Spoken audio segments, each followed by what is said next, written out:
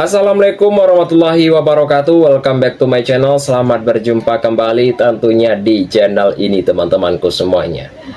Dari beberapa informasi berita olahraga yang beredar juga tentunya dari beberapa cuplikan video di depan juga ya teman-teman. Dan sekarang kita akan beralih tema atau beralih informasi tentang berita olahraga untuk hari ini. Bagi teman-teman semuanya yang baru berjumpa atau yang baru bergabung, silahkan ya tinggalkan jejak dengan cara berkomentar di video ini jika pembahasan ini menarik teman-teman.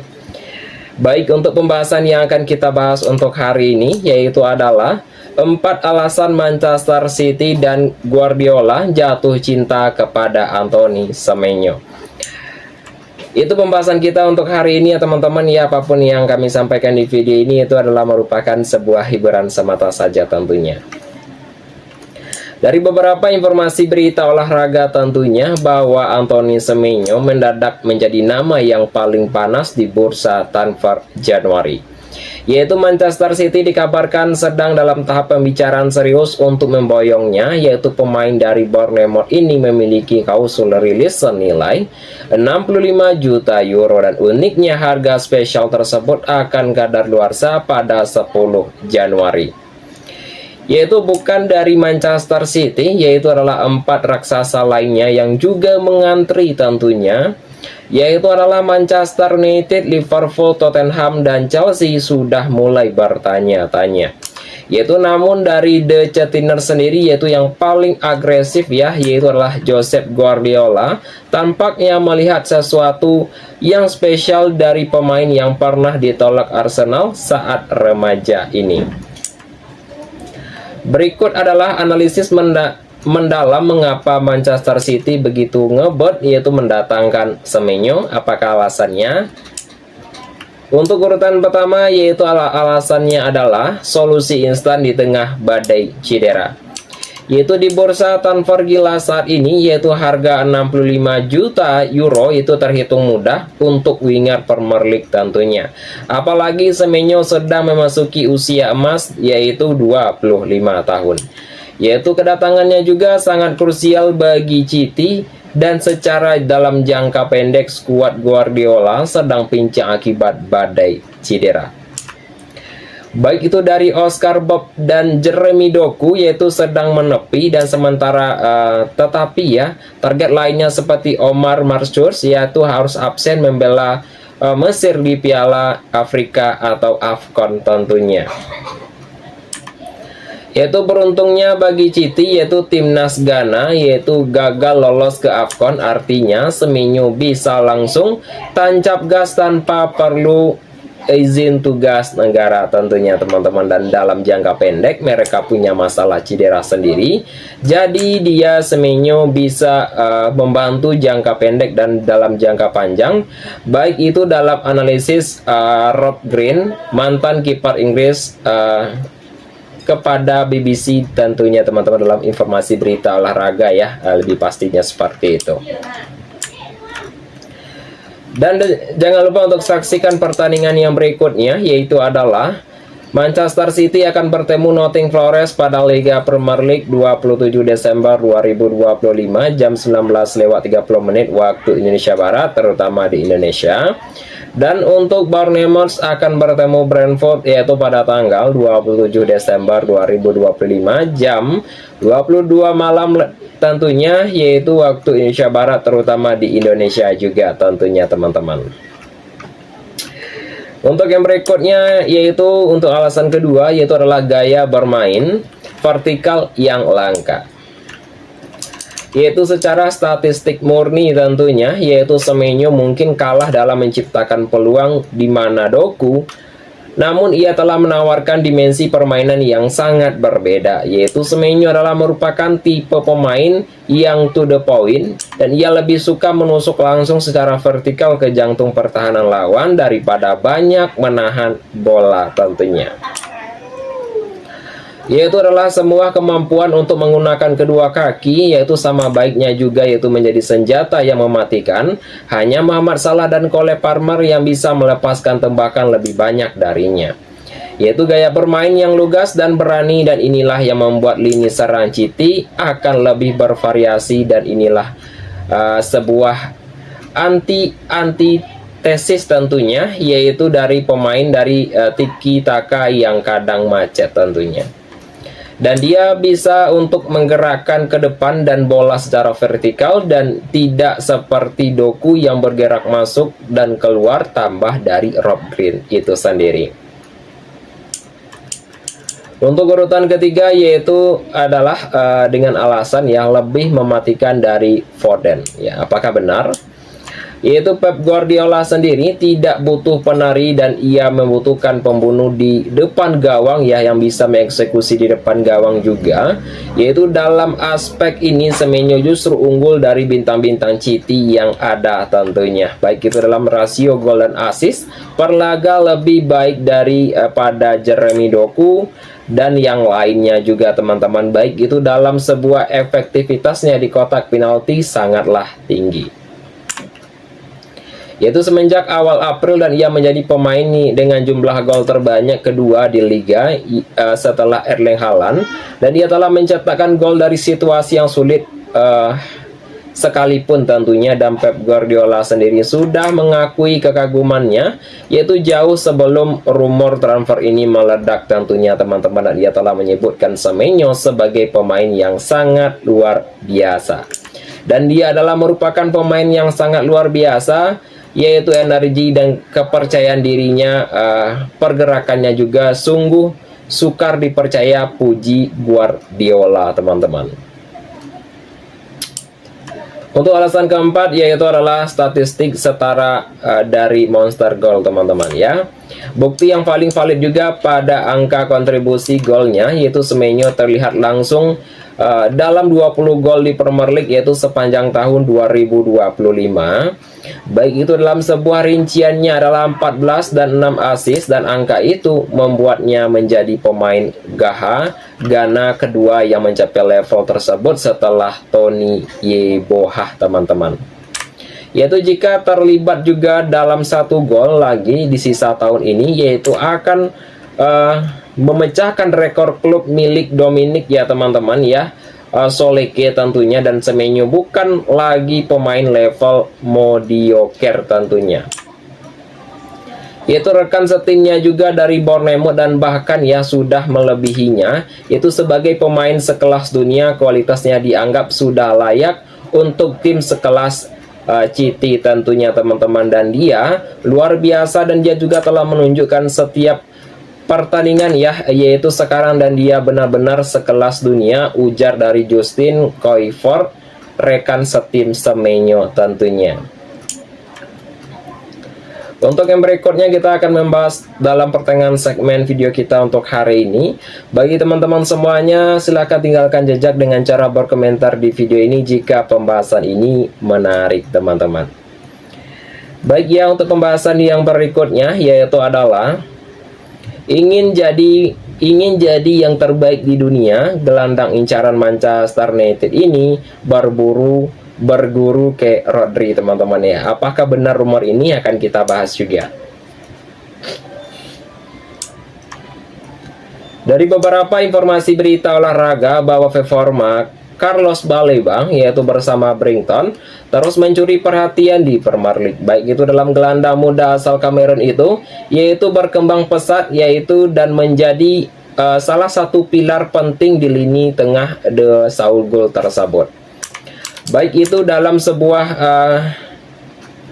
konsentrasi ya, Baleba dalam 2 musim terakhir yaitu membuat namanya masuk ke dalam radar klub elit tentunya dan Manchester United ya, yaitu termasuk yang paling serius memantau perkembangannya tersebut. Yaitu dari Manchester United melihat juga Baleba itu sosok yang sangat ideal, yaitu memperkuat lini tengah di era baru Ruben Amorim. Baik itu dalam sebuah kombinasi fisik, teknik, dan sebuah kecerdasan bermain dinilai cocok dengan kebutuhan setan merah tentunya. Meskipun negosiasi transfer sempat terhambat harga tinggi, baik itu dalam pesona Baleba tak luntur ya, dan ambisi besar sang pemain justru semakin menguat seiring sorotan yang datang kepadanya. Ambisi Baleba jadi gelandang terbaik dunia. yaitu Carlos Baleba juga tak menutupi target pribadi dalam karir profesionalnya, dan ia selalu terbuka untuk menyatakan keinginan untuk diakui sebagai gelandang terbaik di dunia. Untuk ambisi itu tumbuh seiring proses adaptasinya di Inggris setelah direkrut Brighton sebagai pergantian Moise Caicedo, yaitu Baleba juga menjawab tantangan tersebut dengan performa yang sangat solid pada musim tersebut. Dan untuk pada musim 2024 ya 2023-2024, dan ia telah mencatatkan 2 penampilan tentunya di liga dan langsung menjadi andalan, yaitu tentunya musim berlangsung ya, dan Baleba semakin matang dengan torehan 3 gol dari 34 laga Premier League tentunya. Yaitu berbicara pada informasi berita olahraga tentunya bahwa Baleba telah menegaskan tekadnya tanpa ragu, dan itu adalah ambisi saya dan menjadi gelandang terbaik di dunia. Saya hanya ingin bekerja keras, menerima beberapa nasihat untuk mengambil sesuatu dari para gelandang tersebut. Yaitu bukan hanya di Liga Inggris ya, karena saya banyak belajar di sini tentunya. Dan jangan lupa untuk saksikan pertandingan yang berikutnya, yaitu adalah Manchester United akan bertemu Newcastle, yaitu pada tanggal 27 Desember 2025 jam 3 malam waktu Indonesia Barat, terutama di Indonesia. Sedangkan Arsenal akan bertemu Brighton pada tanggal 27 Desember 2025 jam 22 malam tentunya waktu Indonesia Barat, terutama di Indonesia. Rodri jadi panutan, Baleba rajin belajar dari para maestro tentunya. Dalam perjalanannya mengejar level tertinggi, Baleba rajin mempelajari permainan para gelandang elit tentunya, tak untuk membatasi diri hanya pada satu liga atau satu generasi pemain tentunya. Dan Baleba mengaku banyak mengamati detail kecil dari permainan pada para maestro lini tengah. Fokusnya ada pada penempatan posisi dan cara membaca pemain hingga mengambil keputusan tentunya. Dan nama-nama besar seperti Paul Pogba tersebut dan Kevin De Bruyne hingga Sergio tersebut ya masuk ke dalam daftar inspirasi, dan namun Rodri menjadi salah satu figur yang paling disoroti tentunya. Dan Rodri dan yang lainnya juga, tetapi saya juga mencoba mengambil ya pelajaran dari luar Premier League ya, seperti Liga 1 dan yang masih banyak lainnya, ungkapnya teman-teman. Untuk yang berikutnya kita akan masuk ke dalam pembahasan akhir video kita untuk hari ini. Ya, apapun yang kami sampaikan di video ini itu adalah merupakan sebuah hiburan semata saja teman-teman. Jangan sampai teman-teman semuanya gagal paham terhadap apapun yang kami sampaikan.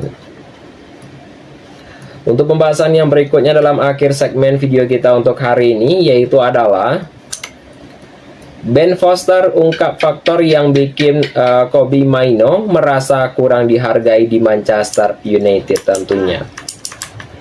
Yaitu mantan kiper Manchester United, yaitu adalah Ben Foster, yaitu telah melontarkan pandangan kritis yaitu terkait situasi yang tengah dialami gelandang muda Inggris Kobbie Mainoo di Old Trafford. Foster menilai ada salah satu faktor besar yang berpotensi membuatnya merasa kurang dihargai oleh klub dan membesarkannya.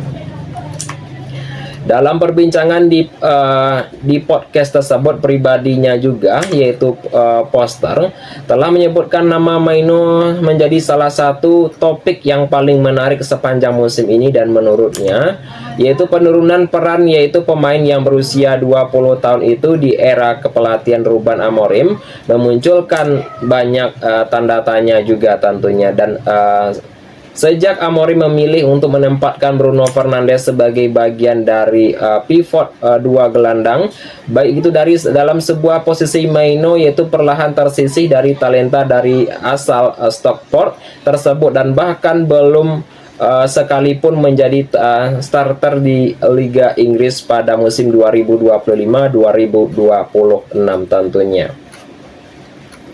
Kesempatannya sejauh ini hanya datang lewat penampilan singkat sebagai pemain pengganti tentunya.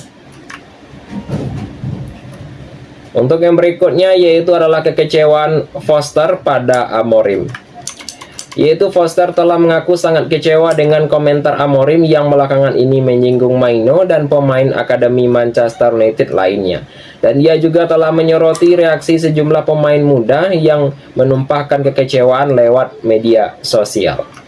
Yaitu ini adalah merupakan pembahasan yang sangat menarik dan apa yang sebenarnya terjadi dengan Kobbie Mainoo, kenapa dia tidak bermain, yaitu adalah penderitaan tentang dirinya begitu besar, ujar dari Foster tersebut. Dan dia juga telah melanjutkan situasi ini terlihat tidak sehat ketika pemain muda merasa perlu bersuara lewat unggahan dari Instagram tentunya teman-teman.